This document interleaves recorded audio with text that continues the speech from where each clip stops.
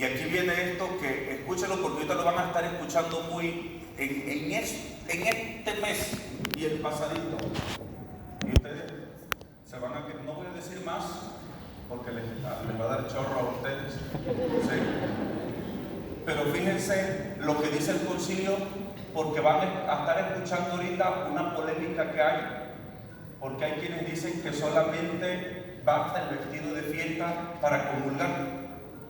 ¿Cómo condena el concilio esto? Dice: si alguno dijere que sola fe es preparación suficiente para recibir el santo sacramento de la Eucaristía, sea anatema.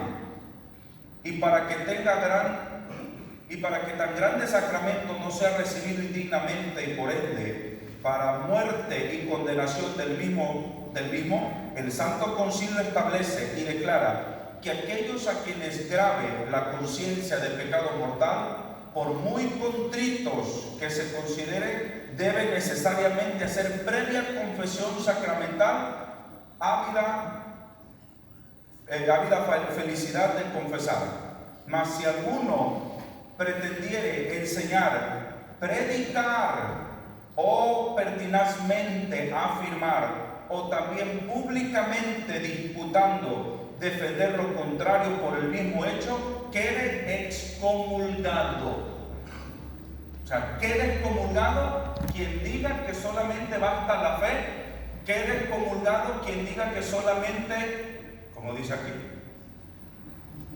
que no se necesita la confesión, sino solamente la fe, solamente el traje de fiesta, dice el concilio, quede excomulgado. ¿Sí? Sí, ya lo veo medio sacado de onda. Ya están sintiendo los retorsiones. ¿Qué horas son? 8:30, estamos bien, estamos bien tiempo. Ya vamos a terminar, vamos a ir aterrizando esto. Porque ahora el problema es que ya la Eucaristía ya no se ve como sacrificio. ¿Ok? Y decimos que si se cambia el rito, ¿se cambia qué? Si cambia el rito, ¿cambia la? Si cambia el rito, ¿cambia la? Ok. Entonces, cuando se empiezan a hacer los cambios, va cambiando la fe. Entonces, la vez pasada hablábamos, el altar estaba pegado a la pared. ¿El altar era de qué material? De mármol, concreto, piedra, qué sé yo. ¿Y qué tenía el altar adentro? Reliquias. ¿Y por qué había reliquias? Porque se está hablando del sacrificio. En los primeros siglos, la Eucaristía se llegaba a celebrar en la tumba de los mártires. Y había un huequito. Cuando el sacerdote estaba celebrando el santo sacrificio de la misa, el sacerdote había momentos donde tenía que mirar ahí adentro los huesos del martirizado, del cadáver, porque le tenía que recordar el sacrificio y porque le ayudaba a entender que lo que estaba celebrando era un sacrificio. Así como el mártir dio su vida por Cristo, el sacrificio, yo lo que estoy celebrando es un sacrificio. Y estaba pegado a la pared. Pero ¿qué es lo que pasa? ¿Qué es lo que hace Lutero cuando él hace su propia liturgia? ¿Qué dijimos que es lo que hace con el altar? Lo despega. ¿Por qué lo despega? ¿Se acuerdan? Para que sea cena. Para Lutero es la cena. De hecho, todos ellos y todos los evangélicos, ya los de Garach y los más sencillitos, ellos van a decir, porque ellos también celebran, en la Semana Santa celebran la Santa Cena.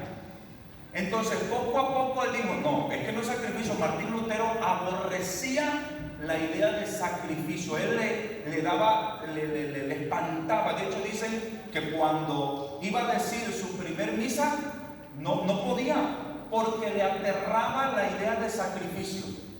Cuando él se aparta de la iglesia, lo primero es decir, esto no es sacrificio. Despega el altar de la pared y dice, vamos a celebrar la Santa Cena. ¿Sí? Y poco a poco entonces el altar se va a ir viendo más como mesa y no como altar. De hecho, el que se le llame mesa es algo incorrecto, porque no es una mesa, mesa es la de tu casa, ¿no? Esto es altar. De hecho, aquí este altar tiene reliquias, ya despegadito, ya de maderita debajo, pero bueno, todavía tiene algunas cosas.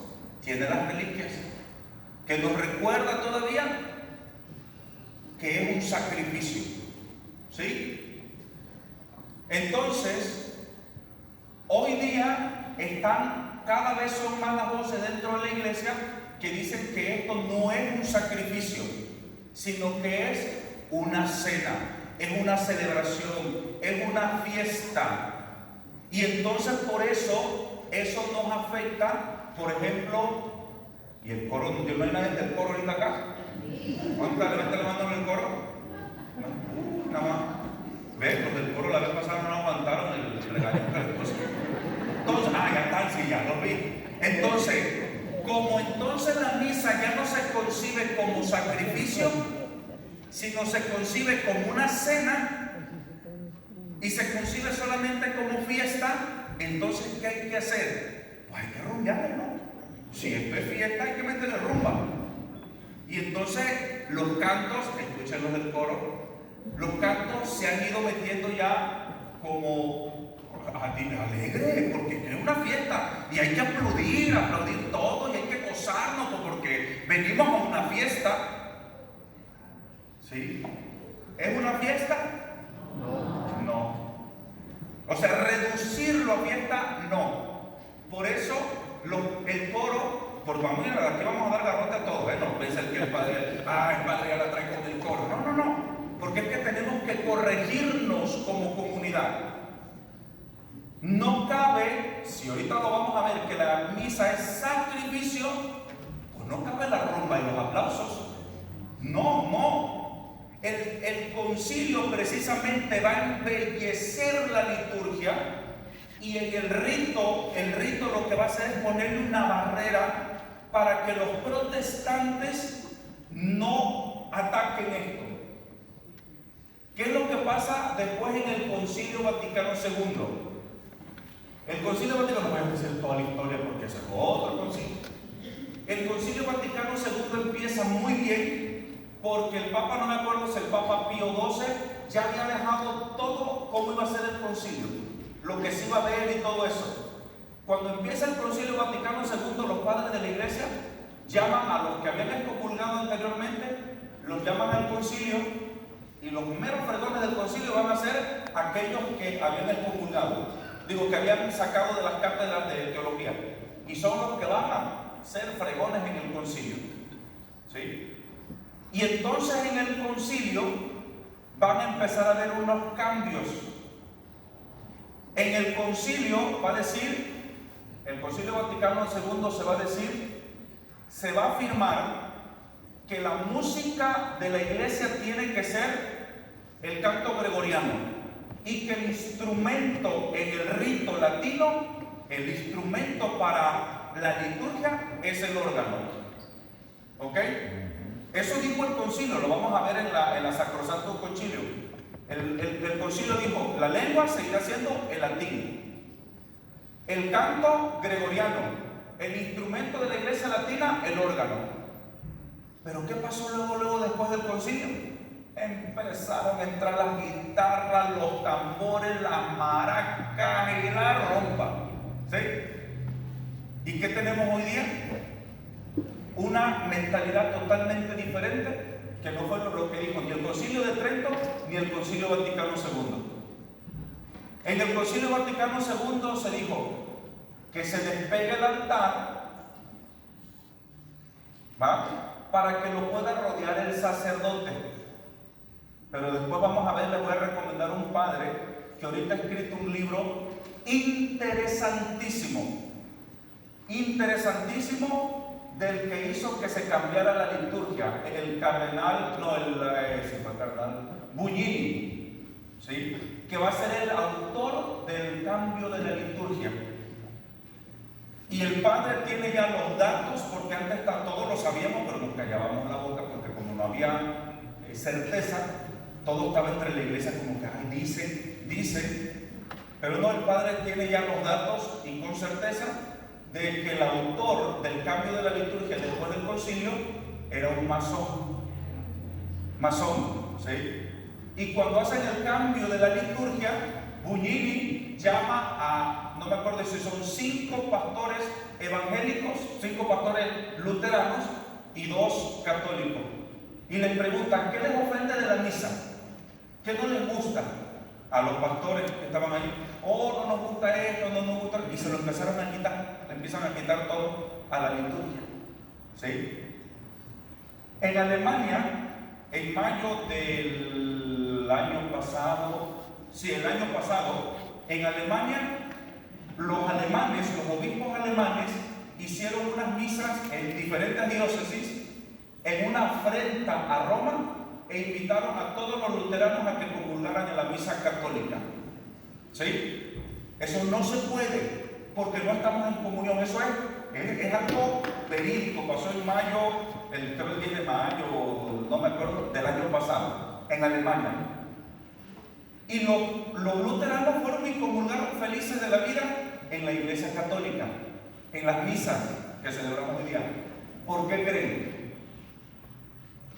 ¿Por qué creen ustedes que pudieron, que ellos dijeron, sí, nosotros podemos comulgar en la iglesia católica? ¿Algunos de ustedes? ¿Por qué creen? Ya les expliqué de que el cardenal Bugnini llama a los protestantes y les dice, ¿qué le dicen? ¿Qué no les gusta? ¿Qué le quitamos a la misa? Y entonces la misa se deja a gusto de los protestantes. ¿Por qué pudieron los luteranos comulgar y estar en la misa y comulgar el año pasado en Alemania? ¿Por qué? Porque el rito les ayudó a sentirse, estamos como en casa, estamos como con los luteranos. De hecho, no hay diferencia entre una misa luterana y la misa que celebramos nosotros, porque prácticamente está copiada de los luteranos. ¿Sí? Entonces, como dijeron ellos, ya lo que dice el padrecito es lo mismo que dicen acá, el rito es igual, ellos vinieron felizmente a comulgar. Lo que había hecho Trento en el rito es proteger con muchos signos la Eucaristía para que nadie que no fuera católico se acercara. Entonces los protestantes llegaban y veían muchísimo incienso, el montón de cruces, la genuflexión y todo eso. Los protestantes decían, no, es que ellos creen que Cristo está real y verdaderamente ahí. Y no se acercaban. Pero ahorita, ¿por qué sí se acercaron? ¿Por qué comulgaron? Porque dijeron, ya no hay diferencia. Católicos y luteranos somos la misma vaina. Órale, a recibir a Jesús pegado en la hostia. ¿No? Eso es. Si se dan cuenta cómo está difícil esto ahorita. ¿Sí? Está duro. Y se los digo, mis queridos hijos, no para que hacer guerra, sino para estar prevenidos, para que nuestra fe en Jesucristo, la Eucaristía, crezca, y para que ustedes sepan discernir y distinguir donde hay herejía. ¿Sí? En una ocasión estaba yo en el seminario en México y me dice un compañero, un domingo, ¿ya fuiste a misa? Le dije, sí, yo fui allá a San Agustín, en Tlalpan, ¿no? Había 2 parroquias bien cerquititas, pero San Pedrito estaba bien cerquitita y San Agustín sí estaba un poquito más lejos, no podíamos ir caminando.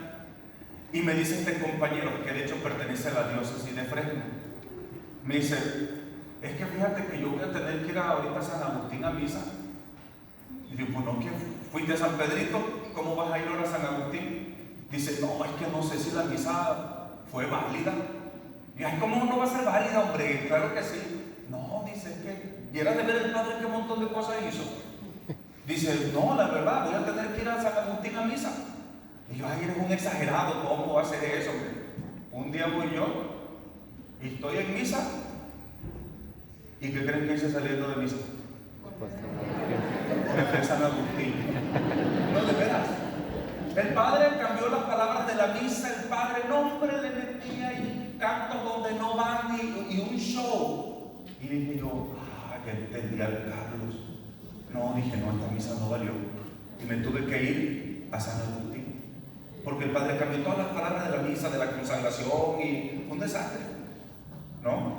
Entonces ahorita la cuestión del sacrificio, hay una mentalidad que está queriendo quitar eso, lo de sacrificio, para convertir la misa en una fiesta. Y es que de hecho, en nuestra forma de celebrar, ya lo asimilamos así.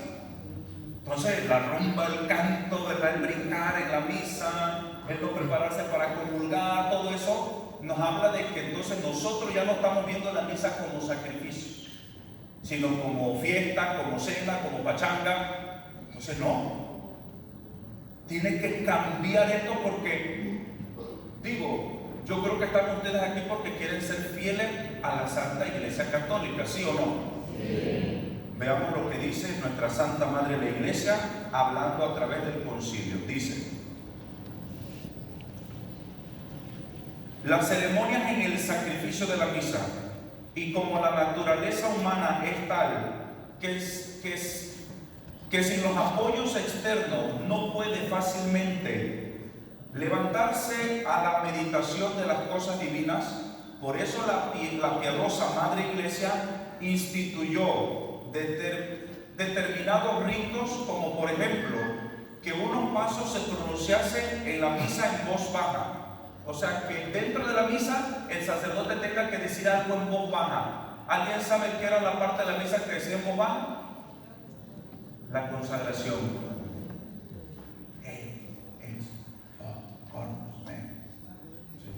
Esto es mi padre. La gente lo escuchaba y el padre estaba acá de espaldas y se inclinaba y nadie le escuchaba la consagración. Y la gente, ¿ustedes creen que la gente se quedaba, ay, uno ni se entera, yo no estoy escuchando, yo quiero escuchar lo que dice el padre? No, la gente se quedaba, el padre ya está diciendo las palabras más importantísimas de la misa.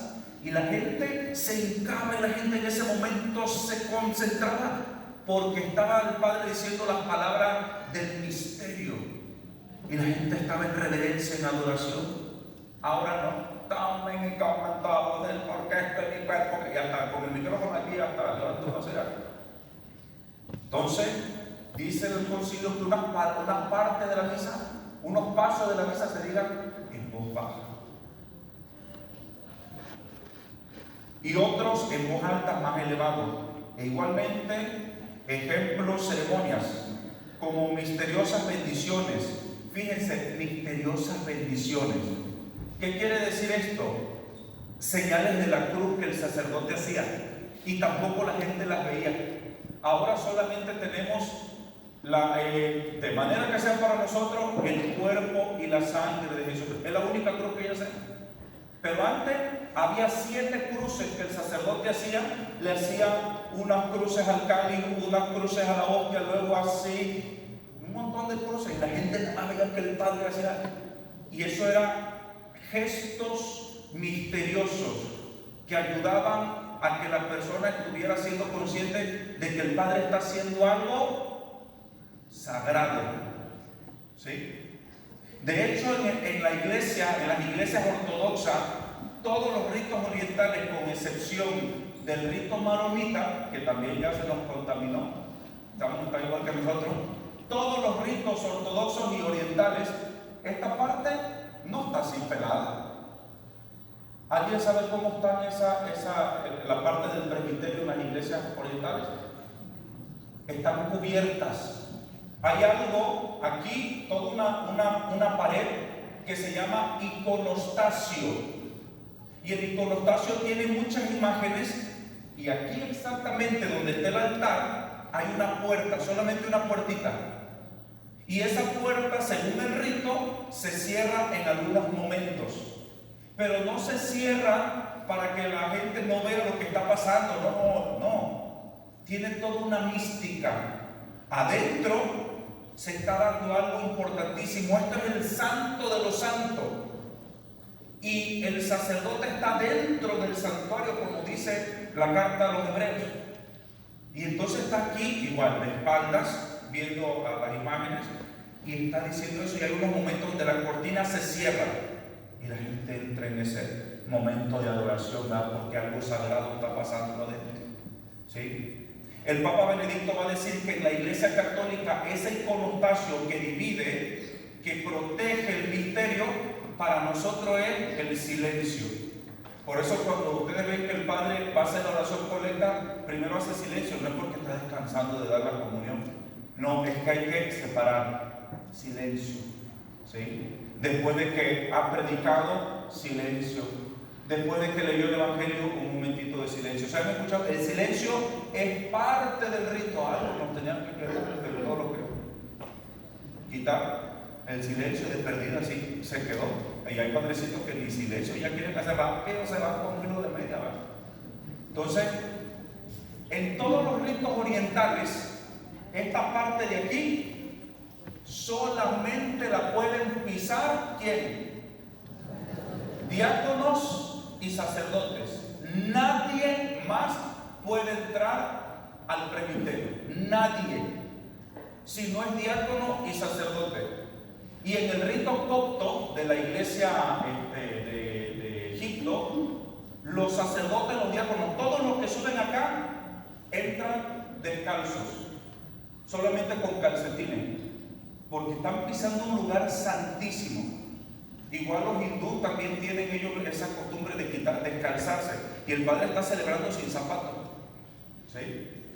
Entonces, en los ritos orientales nadie puede entrar aquí si no es diácono o sacerdote, igualito que nosotros. Entonces, cambiecitos que ha habido. Entonces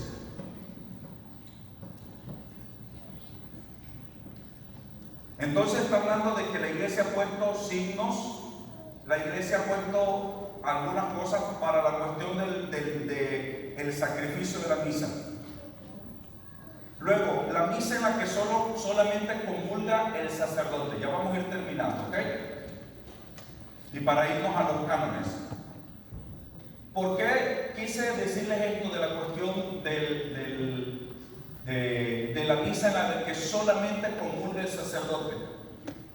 Porque también ya hay teólogos que dicen que la misa donde solamente preside el sacerdote pero no hay pueblo, dicen que es una anomalía. ¿Sí? Que no está bien, que es incorrecto que el sacerdote solamente celebre solo.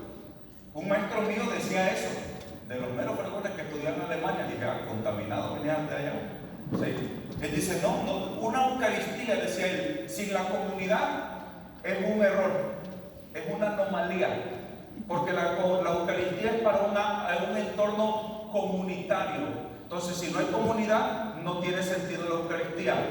¿Quién dice eso? ¿De los herejes? Lutero. O sea, la Eucaristía es cena, tiene que estar la comunidad. Pero la Eucaristía es cena o es sacrificio. Sacrificio. ¿Y para el sacrificio necesitamos al pueblo? No. En el antiguo Israel, ¿qué se necesitaba para que hubiera sacrificio? Sacerdote y víctima. No se necesitaba más. Para que se dé el sacrificio en la misa, ¿qué se necesita? El sacerdote nada más. ¿Sí? Para que se celebre la misa. Entonces, hay gente que dice, yo voy a quemar algo de adentro, pero bueno, tuvimos una junta con unos sacerdotes de China. Sí, de China. Después de que pasó la pandemia. Y a mí me llamó tantísimo la atención que uno de los padres dijera, porque nos tocó compartir cómo había sido la pandemia y todo eso, y dice un padre, por primera vez en 30 años celebré la misa solo.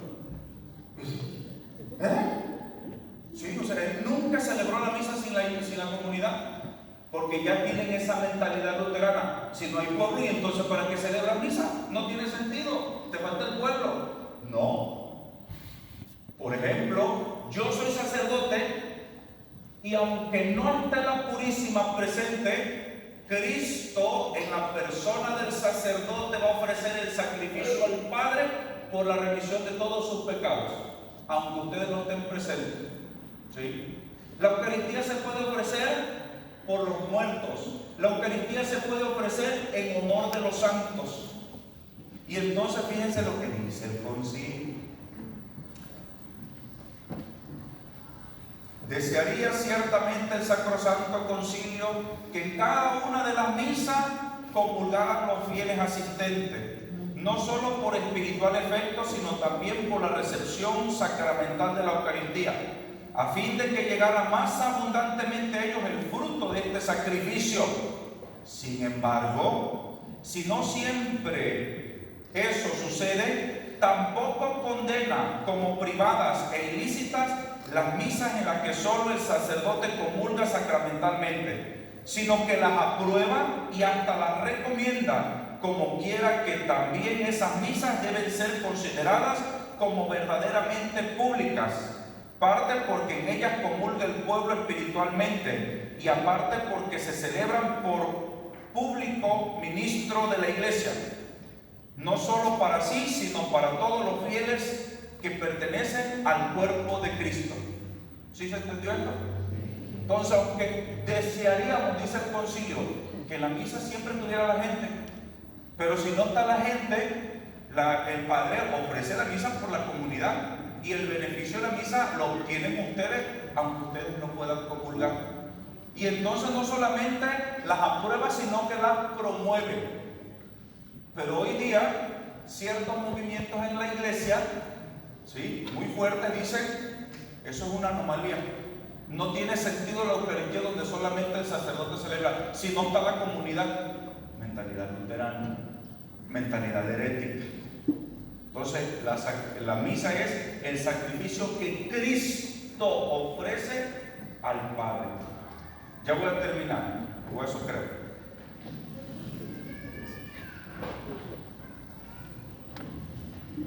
Entonces, en la carta a los hebreos, los hermanos evangélicos, ellos siempre nos sacan esa cita bíblica y nos la restregan en la cara, donde dice: Cristo ha entrado de una vez y para siempre en el santuario del cielo, no hecho por manos humanas.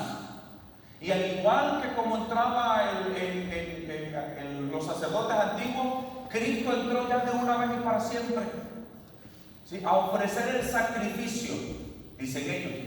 Y sí, eso lo dice la carta a los hebreos. Y ellos usan este texto bíblico para darnos a entender que lo que nosotros hacemos en la misa es un error, porque ya Cristo ya ofreció su sacrificio de una vez y para siempre.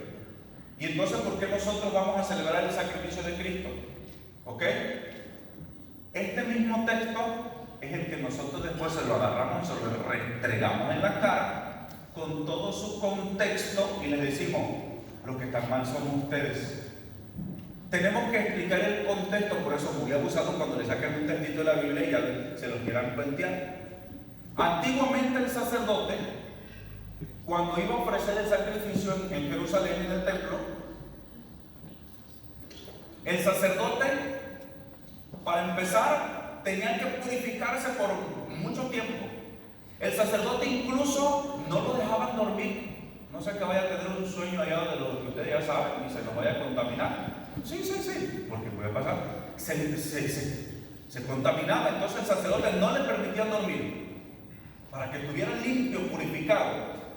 Y entonces el sacerdote entraba revestido, llegaba revestido y llevaba como cascabelitos en su vestimenta para que se escucharan los cascabeles donde él iba caminando y el movimiento. Degollaba a la víctima, ¿ok? Y aquí viene la cuestión, la pregunta: ¿en qué consiste el sacrificio? ¿Sí? Porque el sacerdote degollaba a la víctima y entonces la sangre la contenía en una palangana, en un bol, faina, whatever, lo que usted le quiera llamar. Y esa sangre el sacerdote la levantaba y la metía al santo de los santos. Entonces el sacerdote entraba al santuario y solamente una vez al año podía pronunciar el nombre de Dios. Y entonces ofrecía la sangre y gritaba el nombre de Yahvé para que perdonara, en la fiesta del Yom Kippur, perdonara los pecados de toda la comunidad. Entonces, había una cortina que no era como la que tenemos hoy día, que se abre por el medio, sino una cortina pareja. Entonces el sacerdote entraba por un ladito, ¿sí?, entraba y oficiaba. La pregunta es: ¿en qué consistía el sacrificio? Según la cultura judía y la religión judía, el sacrificio no era solamente degollar al animal y ofrecer su sangre. El sacrificio empezaba degollando al animal y el sacrificio estaba mientras el sacerdote entraba. ¿Cuándo terminaba el sacrificio? El sacrificio terminaba cuando el sacerdote salía del santuario. Y fíjense por qué lo de las campanitas. El sacerdote entraba con cascabelitos y entraba amarrado en una pata como con un lazo y entraba a ofrecer el sacrificio. Y afuera estaban los demás, vamos a decirlo como los diáconos hoy día, escuchando. Si escuchaban los cascabelitos, el sacerdote estaba oficiando, estaba haciendo las oraciones, las plegarias. Pero si de repente dejaban escuchar los cascabelitos, no podían ellos hablar nada. Ya no se escucha. ¿Qué le pasó al padrecito? A veces la presencia de Yahvé lo fulminaba y caía muerto. Muy pocas veces pasó eso. Entonces, como entraba amarrado, le jalaba. Y si era de que estaba nada más quietecito, él les daba un jalón, ok, estoy vivo. Pero si no, lo arrastraban y lo sacaban, porque nadie podía entrar al santuario más que el sumo sacerdote. ¿Cuándo terminaba el sacrificio? Cuando el sacerdote salía, ¿ok? Entonces, cuando el sacerdote salía, ahí terminaba el sacrificio. Cristo, dice la palabra de Dios, ha entrado al santuario del cielo de una vez y para siempre. Ha entrado al santuario del cielo. Entonces, si Cristo ya ofreció su sacrificio de una vez y para siempre, ¿qué es lo que hacemos nosotros acá? ¿Qué es lo que hacemos acá entonces nosotros si Él ya entró al sacrificio? La pregunta ahora es, ¿ya terminó el sacrificio? ¿Por qué no ha terminado? Fíjense, acuérdense, ¿cuándo terminaba el sacrificio acá con los judíos? Cuando salía el sacerdote, ya terminaba el sacrificio. Dice Romanos que Cristo ha entrado al santuario del cielo. La pregunta es, ¿ya salió? No. ¿Cuándo va a salir? En la segunda venida.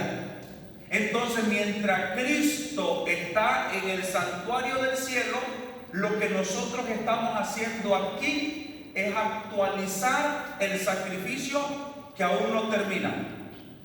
¿Sí me doy a entender? Es actualizar, no es repetir, sino actualizar el único sacrificio, actualizarlo, hacerlo presente en el hoy. Y no es otro sacrificio, sino que en el momento que el sacerdote está en el altar oficiando, de una forma milagrosa, porque el Espíritu Santo lo hace así, porque Dios es todopoderoso, nosotros estamos en el Gólgota. Porque como no hay muchos sacrificios, entonces, ¿qué es lo que hacemos nosotros? Ir al Gólgota. Entonces, cuando el sacerdote está celebrando el santo sacrificio de la misa, nosotros estamos en el Gólgota. Por eso entonces yo les he hablado de la actitud. Si esto es el sacrificio, ¿cómo tiene que ser, por ejemplo, la música para el sacrificio? Una música que me eleve el alma.